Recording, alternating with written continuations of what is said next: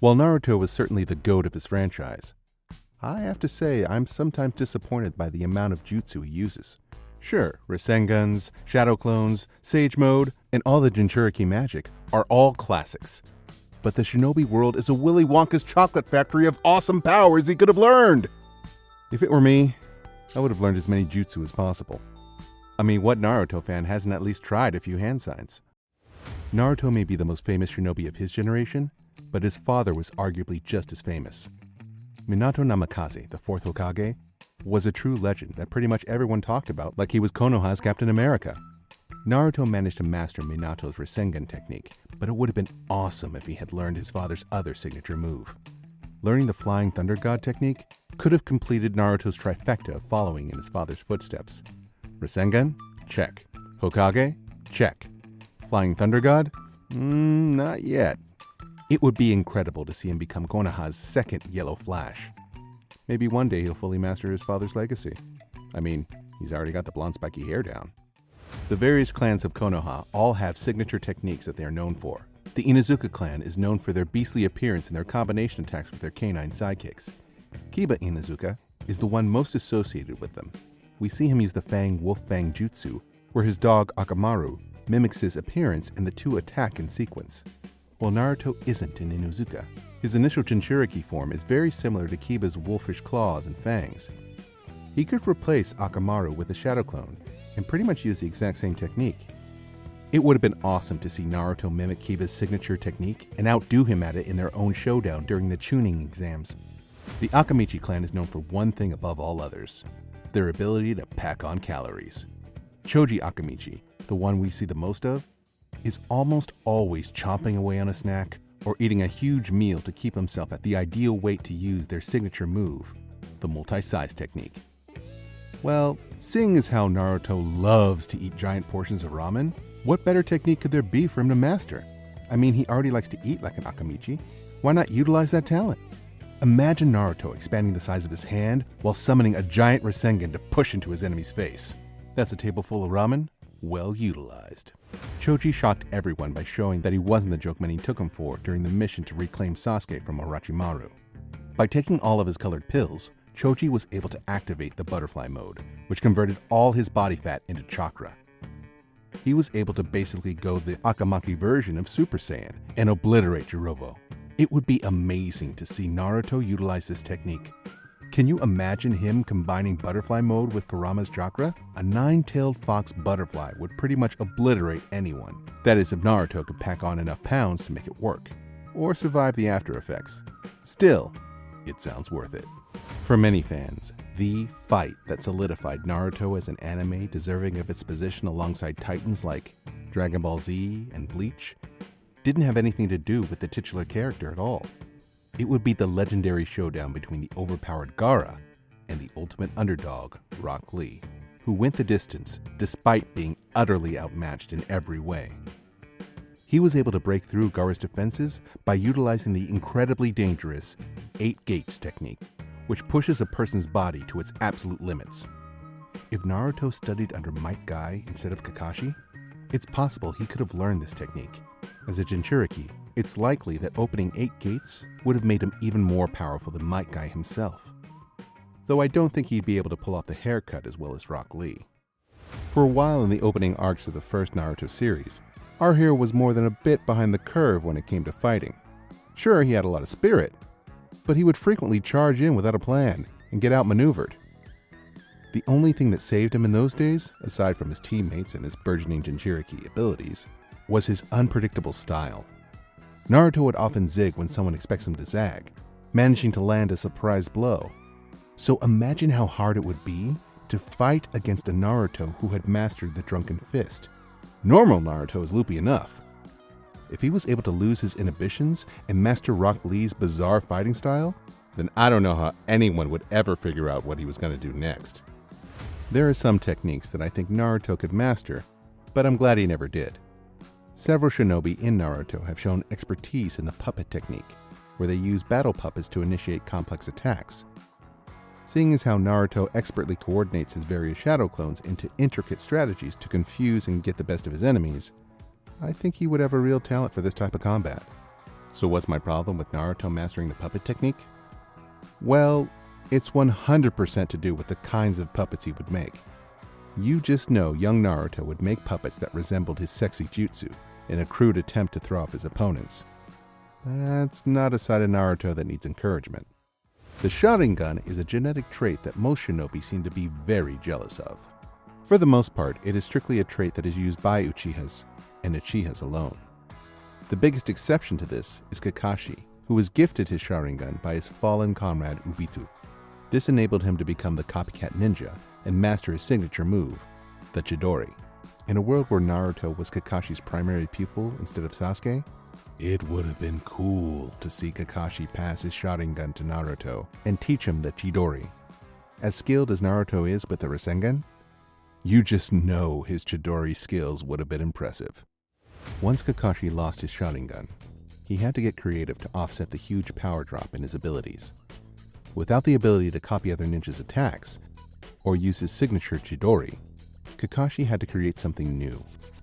That's where lightning release purple electricity comes into play in Boruto. While Naruto utilizes a lot of techniques that he learned from Jiraiya, he doesn't really emulate Kakashi-sensei all that much. It would be really cool for him to pull out purple electricity in a fight at some point in the future, to show just how deep his respect for Kakashi truly goes. I mean, how many other of his contemporary shinobi directly copied or riffed on the signature abilities of their sensei? Since becoming the Hokage, Naruto has made the wise decision of making Shikamaru one of his closest advisors. Not only is Shikamaru a tactical genius, but he has a very clever signature technique. Shadow imitation allows him to stretch his shadow and merge it with an opponent's. He has shown time and time again just how versatile this technique can be. If Naruto took the time to master it, I think it would drastically increase his abilities. Think about it. If Naruto were able to utilize his shadow clones, then he could easily trick an enemy into getting their shadow bound to his. Not only that, but he could even bind several enemies at once. Naruto's entire career as a shinobi skyrocketed when he went under the tutelage of Jiraiya, one of the 3 Sannin of Konoha. He was able to learn Rasengan and even became a toad summoning master like his sensei. So imagine if he followed in the footsteps of one of the other Sannin, Tsunade. Her big move was a creation rebirth technique which basically supercharges the body and allows one to heal instantly. I can't imagine just how powerful this technique would be if he combined it with Kurama's chakra. The only problem is he would have to stop calling her Granny Tsunade if he wanted her to teach him. I don't see that happening. I really like the shinobi in Naruto who take a simple idea and commit to it to such an extreme that they become a one-man army. One of those shinobi is Tenten, who takes the standard weaponry most ninjas use and developed an entire fighting style around it. This was topped off by the Twin Rising Dragons technique, where she summons a huge array of weapons and tosses them at her opponents in quick succession. While I don't think this would ever be one of Naruto's main techniques, it is definitely one that I think he would be able to master. He's also shown off several times that he can hide a shadow clone by disguising it as a weapon. It's easy to see how this could be combined with Twin Rising Dragons to a devastating degree.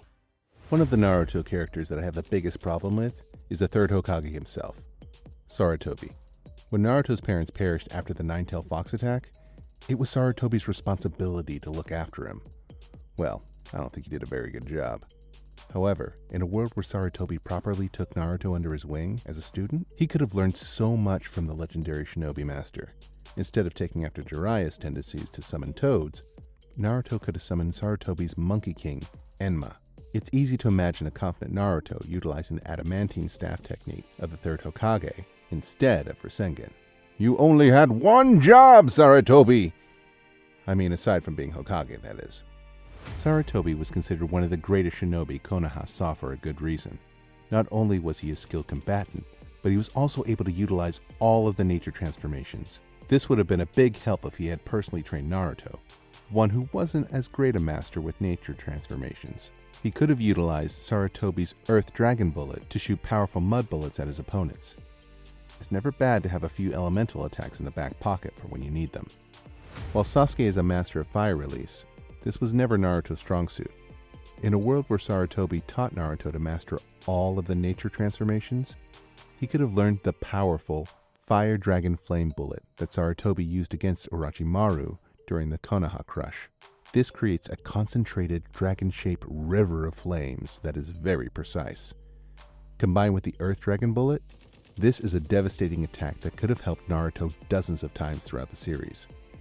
There's nothing quite as cool as combining your jutsu together.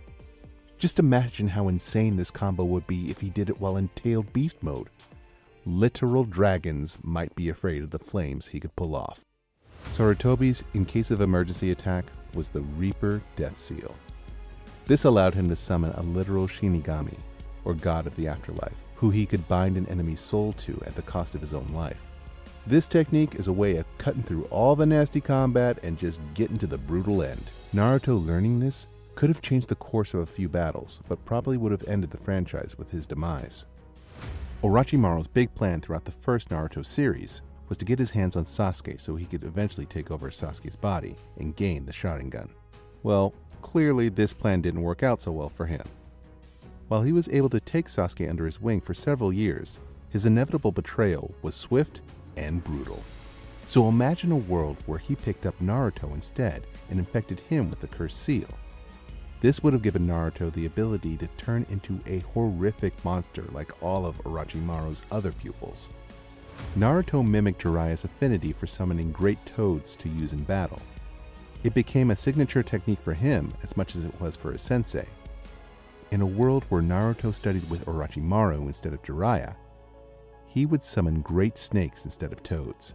Specifically, Orochimaru's greatest snake was the giant purple monstrosity, Manda. If being the host of the Nine-Tailed Fox didn't make him terrifying enough, riding around on a giant snake monster would probably put him over the top. Perhaps one of Orochimaru's most disturbing abilities is the impure world reincarnation summoning technique. By Orochimaru standards, this being one of his most disturbing techniques is a really big deal. This allows him to take control of a deceased shinobi and use them as his own soldiers. I can imagine a truly tragic way Naruto could have used this technique if he was a true student of Orochimaru. The Sharingan is one of the most coveted genetic abilities in the franchise.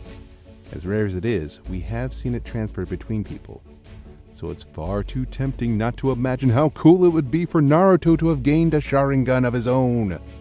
I'm pretty sure the sheer weight of the loss he'd feel after Pain's assault on Konoha would allow him to gain the Mangekyo Sharingan.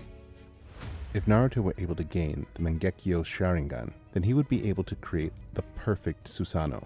This is the ultimate ability of the Uchiha that creates a giant suit of armor made of chakra that is able to deliver a devastating amount of power. Naruto was able to match this with his Jinchuriki abilities when he fought Sasuke, so it is terrifying to imagine what a perfect Susanoo would look like wrapped around Kurama's form. Naruto has had a ton of mentors, teachers, and role models across the franchise. The one who started it all was Iruka Sensei, who was the first person to see the diamond in the rough that the future Hokage truly was.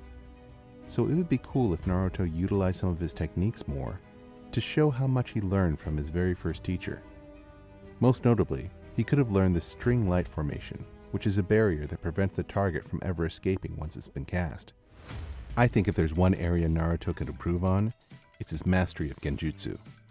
The technique I think best for him to take on is the demonic illusion technique Kakashi used on Sakura early in the series. Naruto managing to show his opponents their greatest fear is just a great technique for any shinobi to master. I have a soft spot for Naruto's big moment with the 6 Paths of Pain. As cool as it is to see Naruto take on Nagato, I think the only thing that would be cooler is if Naruto gained Nagato's Rasengan and mastered the 6 Paths of Pain himself. Just imagine if Naruto took his fallen friends in the same way that Nagato did. He would use friends like Sakura, Kakashi, Neji, Rock Lee, Hinata, and Sasuke as his own zombie-like host to do battle for him. If there is one thing that Naruto was good at when he was young, it's the transformation jutsu. If Naruto were to never learn the Shadow Clone technique, it's possible that this would have become his primary area of study. While it's a gross way to start his shinobi career, it could have inevitably evolved into something like the face copying technique. While I truly think that a world exists where Naruto learns pretty much every cool ability in the shinobi world, There's no world where Naruto ever matches Killer Bee's rap game. That's his power and his alone.